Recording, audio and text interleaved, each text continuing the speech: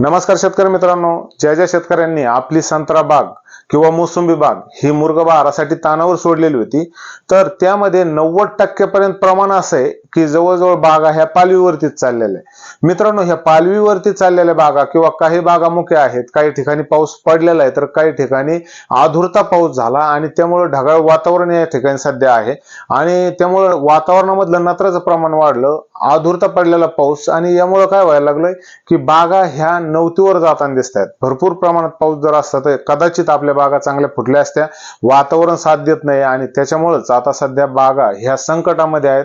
तर त्याच्यासाठीच ह्या फवारण्या ज्या आपण सांगणार आहोत ह्या 100% तर नाही म्हणता येणार, परंतु आपल्या ज्या पालवीवरती जाणाऱ्या बागा आहेत, ज्या मुख्य बागा आहेत, तर त्यांना या 2 फवारण्याचा मात्र या ठिकाणी उपयोग होऊ शकतो आणि हे प्रयत्न आपल्याला करायला काहीच हरकत नाही। चला मित्रांनो, जाणून घेऊया आजचा विषय।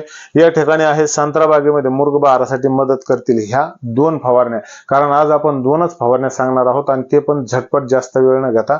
या ठिकाणी एक मुखी बाग असलेली म्हणजे ज्या बागेमधून अजून डोळाही निघाला नाहीये तर त्या बागेसाठी एक फवारणी आणि दुसरी जी बाग आहे ती म्हणजे आपल्या नखासारखी किंवा त्याच्या पुढची जी पालवी काढलेली आहे बागेनं पण त्याच्यामधून आपल्याला फ्लावरिंग दिसत नाही, तर त्याच्यावरती कशा पद्धतीने फवारणी काढायची, तर या 2च फवारण्या आज आपण सांगणार आहोत। मी आपला मित्र सुरेश पोकळे आपलं सर्वांचं स्वागत करतो आपल्या YouTube चॅनल कृषीगाथा मध्ये। चला मित्रांनो, अधिक वेळ न लावता व्हिडिओला सुरुवात करूया। या ठिकाणी जी मुखी बाग म्हणजे पाऊस तर झालाय किंवा काही शेतकऱ्यांनी पाणी तर दिलं नाही आता, कारण आता पाण्याचं पिरियड राहिलेला नाही, हे प्रत्येक ठिकाणी थोडा का होत नाही पण पाऊस या ठिकाणी झालेला आहे आणि त्यानेच झाडाचा ताण तुटलेला आहे। वातावरणामध्ये जे टेम्परेचर होतं ते कमी झालं, परंतु वातावरणामध्ये गारवा तयार झाला, त्याच्यामुळे वातावरणामध्ये सध्या नायट्रोजनचं प्रमाण वाढलेलं आहे। थोडं पाणी आधी शेतकऱ्यांनी देऊन बागा जगवल्या होत्या आणि त्याच्यानंतर मात्र संत्रा बागेची सध्याची परिस्थिती जी आहे ती म्हणजे की पालवीवर जाताना बाग ही जास्त प्रमाणात दिसते। मित्रांनो, जी बाग मुखी आहे म्हणजे अजून तिनं डोळा पण बाहेर काढलेला नाही आणि त्याला पाणी हे व्यवस्थितच बसलं किंवा पावसाचं प्रमाण ज्या ठिकाणी कमी होतं तर त्या बागेसाठी आधी आपण विचार करू, कारण ज्या बागा धोक्यामध्ये आहेत सध्या पालवी काढतायत तर त्या बागेकडे बघता आपल्याला आपली बाग ही फुटून येण्यासाठी थोडा तरी प्रयत्न करणं गरजेचं आहे। ज्या शेतकऱ्यांनी लगेच फवारणी आपल्या बागेवरती केली नसेल तर त्यांनी ही फवारणी घेणं मात्र या ठिकाणी गरजेचं आहे। ज्यांनी केलेली आहे त्यांना काही गरज नाही, परंतु ज्या शेतकऱ्यांनी केली नाही फवारणी तर त्यांच्यासाठी हे महत्त्वाचे आहे। दुसरा मुद्दा येतो तो म्हणजे ज्या शेतकऱ्यांनी फवारणी केलीच नाहीये तर त्यांनी थोडीशी कुणी बाहेर येऊन देताना दिसायची, म्हणजे फ्लावरिंग येते की त्याचबरोबर नवीन नवती येते तर हे बघायचं आणि नंतर लगेच फवारणीला सुरुवात करायची। मित्रांनो, पहिला विषय घेऊया की मुखी बागेवरती कोणती फवारणी करायची। आपल्याला फवारणी करायची याच्यामध्ये 04932 मी सांगितल्याप्रमाणे पाठीमागे पण सांगितलं होतं 04932 ही फवारणी आपल्याला घ्यायची। याच्याबरोबर मग काय घ्यायचंय, ताबोली वगैरे, ताबोलीचे पाहिजे तेवढे रिझल्ट सध्या मिळत नाहीत, त्यामुळे ताबोली हा कंटेन आपण सध्या उघडून टाकूया, कारण जे पॅक्लोबुट्रा झोले हे कुठेही काम करताना दिसत नाही। जे अनुभव आले तेच तुमच्याशी शेअर करतोय, म्हणूनच तुम्हाला हे नवीन फवारणीचं नियोजन या ठिकाणी देण्याचा या ठिकाणी मानस, नवीन फवारणी या ठिकाणी आपण तुमच्यासाठी आणली आणि त्यामुळेच आपल्याला असं वाटतंय की प्रत्येक शेतकऱ्याचं चांगलं व्हायला पाहिजे आणि प्रत्येक शेतकऱ्याचं वर्ष वाया जाऊ नये, म्हणूनच थोडीशी तळमळ आहे। मित्रांनो, या ठिकाणी 04932 घेताना आपल्याला काय करायचंय की 1 किलो घ्यायचंय 200 लिटर पाण्यासाठी। या ठिकाणी 200 लिटरचं प्रमाण लिहून, तसं जर पाहिलं तर शेतकऱ्यांचं जी तळमळ पाहता किंवा बागेकडे पाहून जी चिंता शेतकऱ्यांना आहे तर त्याविषयी खूप वाईट वाटतं, कारण हा बहार म्हणजे शेतकऱ्यांचा पूर्ण नफ्याचा बहार आहे आणि हा बहार गेला तर शेतकरी खूप तोट्यात जातील असं पण एक शंका वाटते। मॉलिक्यूल घ्यायचा आपल्याला, तो म्हणजे या ठिकाणी झिंक बोरॉनचा वापर करायचा, म्हणजे झिंक प्लस बोरॉन ज्या पण प्रोडक्ट मध्ये असेल तर ते प्रोडक्ट आपल्याला या ठिकाणी घ्यायचंय। मग तुम्ही प्रोडक्ट मध्ये झिंक बोरॉन असेल तर ते प्रोडक्ट आपल्याला वापरायचंय, कारण आपण वरती फॉस्फरस लेवल वाढवण्यासाठी प्रयत्न करतच आहोत। आणि जर तुम्ही वेगवेगळं घेतलं म्हणजे झिंक वेगळं घेतलं, बोरॉन वेगळं घेतलं तर यांचं प्रमाण सुद्धा महत्वाचं आहे। तुम्ही जर या ठिकाणी सेपरेट झिंक आणि बोरॉनचा वापर जर करत असले तर झिंक घ्यायचं आहे आपल्याला 1.5 ते 2 ग्रॅम प्रति लिटर पाण्यासाठी, म्हणजे आपल्याला 200 लिटरसाठी 300 किंवा 400 ग्रॅमचा वापर या ठिकाणी करणं गरजेचं आहे। या ठिकाणी 400 ग्रॅमचा वापर आपण 200 लिटर पाण्यासाठी करू शकतो।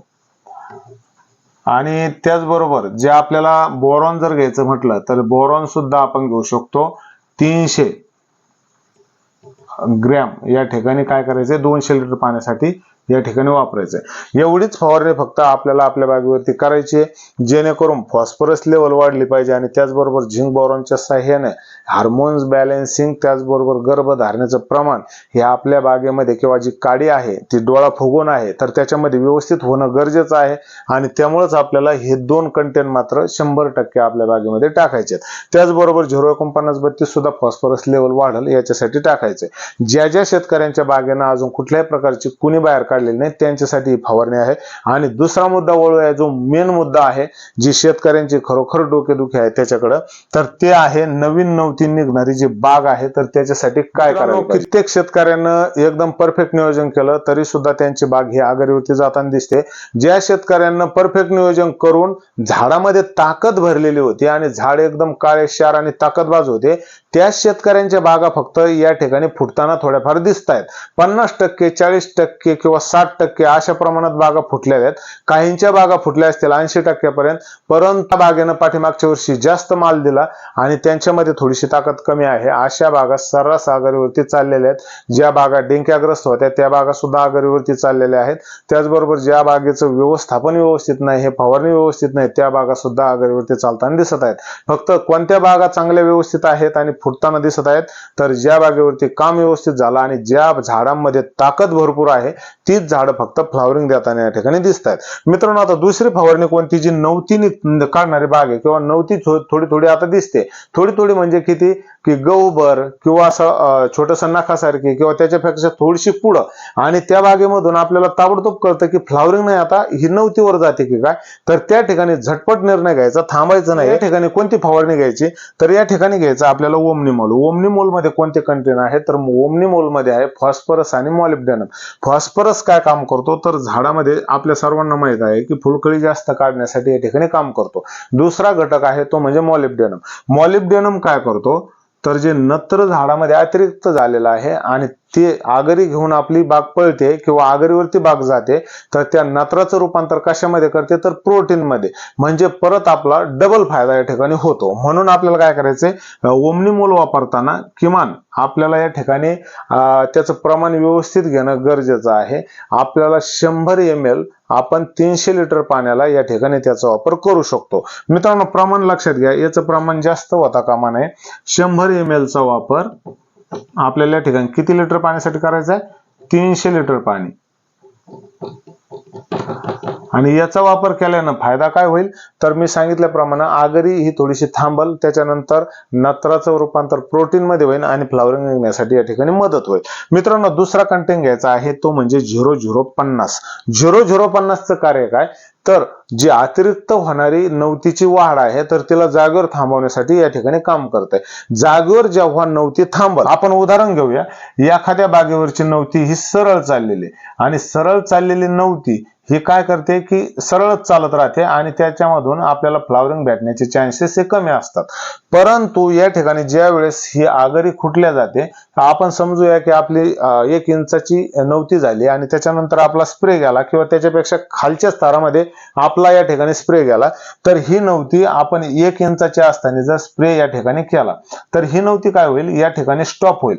त्याच्यानंतर झाडामधून जे येणारं अन्नद्रव्य आहे तर हे अन्नद्रव्य सरळ काय होणार, या ठिकाणी येणार आणि नवती स्टॉप झाल्यामुळे या ठिकाणी त्याचं साठवणूक होणार आणि त्याच्यानंतर झटपट मध्ये या ठिकाणी फ्लॉवरिंग साठी वातावरण तयार होऊन या ठिकाणी आपल्याला फ्लॉवरिंग भेटू शकते। मित्रांनो, असं नाही की 100%च तुम्हाला ही फवारणी केल्यानं फ्लॉवरिंग भेटल, परंतु प्रयत्न करणं गरजेचं आहे आणि प्रयत्नच जर केले नाही तर काहीच भेटणार नाही। पण प्रयत्न करून कधी फसलेलं चांगलं, त्यामुळे आपण या ठिकाणी प्रयत्न मात्र करू शकतो। मित्रांनो, त्याच्यानंतर आपला तिसरा घटक आहे मग 0050 ने आपली नवतीची थोडीशी वाढ कमी केली, त्याचबरोबर पोटॅशची लेवल वाढली आणि त्यामुळे सुद्धा फ्लॉवरिंग साठी मदत या ठिकाणी होऊ शकते। मित्रांनो, तिसरा आहे फॅन्टा, तर फॅन्टेक प्लस। फॅन्टेक प्लस ने काय होणार आहे, तर या ठिकाणी अमिनो ऍसिडच्या माध्यमातून नवीन फुलकळी निघण्यासाठी चालना भेटणार आहे आणि फॅन्टेक प्लस मध्ये आणि इतर जे पण कंटेन आहेत त्याला जोडून आलेले थोड्या स्वरूपामध्ये, तर ते सुद्धा फ्लॉवरिंग काढण्यासाठी या ठिकाणी काम करते। म्हणजे आपले 3 झाले आणि त्याचमुळे काय झालंय की फ्लावरिंग निघण्यासाठी अजून मदत झाली. म्हणजे झाडामध्ये जर फॉस्फरस कमी असेल तर या ठिकाणी ओमनीमोलच्या माध्यमातून भरून निघेल. त्याचबरोबर नवती वाढत असेल तर या ठिकाणी काय करेल, मॉलिब्डेनम हे नत्राचं जे रूपांतर आहे तर ते याच्यामध्ये करणार आहे प्रोटीन मध्ये, आणि त्यामुळेच काय होईल की या ठिकाणी नत्र कमी होईल आणि आघाडीची स्पीड सुद्धा कमी होईल आणि त्याचबरोबर फ्लावरिंग निघण्यासाठी चान्सेस अजून वाढतील. त्याच्यानंतर 0050 पण काय करेल की या ठिकाणी नवती दाबेल आणि त्याचबरोबर अन्नद्रव्याचा पुरवठा सुद्धा होईल. आणि त्याच्यामध्ये फॅन्टेक प्लस जर वापरलं तर आपल्याला फायदा कोणता होणार आहे, तर अॅमिनो ऍसिडच्या माध्यमातून अन्य इतर घटक त्याच्यामध्ये असल्यामुळं या ठिकाणी आपल्याला फ्लावरिंगसाठी अजून चालना भेटेल आणि झाडामध्ये ताकद भरल्या जाईल आणि त्यामुळे झाड यदा कदाचित आपले फ्लावरिंग घेऊन निघू शकतात. मित्रांनो, या ठिकाणी एक कीटकनाशकाचा वापर अवश्य करा. कीटकनाशक कोणतं वापरायचं, तर जसं की नवीन नवतीवरती थ्रिप्स, कोळी, मावा यांचा जो अटॅक होत असतो तर तो अटॅक नाही झाला पाहिजे. तर आपल्या झाडाची जी नवती आहे तर त्याचे पानं आखडले नाही गेले पाहिजे.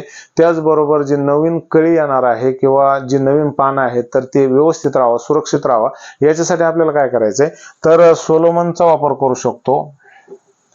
त्याचबरोबर आपण या ठिकाणी कव्हरचा वापर करू शकतो आणि तर जे पण कीटकनाशक बाजारामध्ये सॉफ्ट मध्ये मिळतात तर त्यांचा वापर आपण या ठिकाणी करू शकतो. मित्रांनो, फॅन्टेक प्लसचा वापर करताना आपल्याला काय करायचंय, तर 400 ml 200 लिटर पाण्यासाठी याचा वापर करायचा आहे.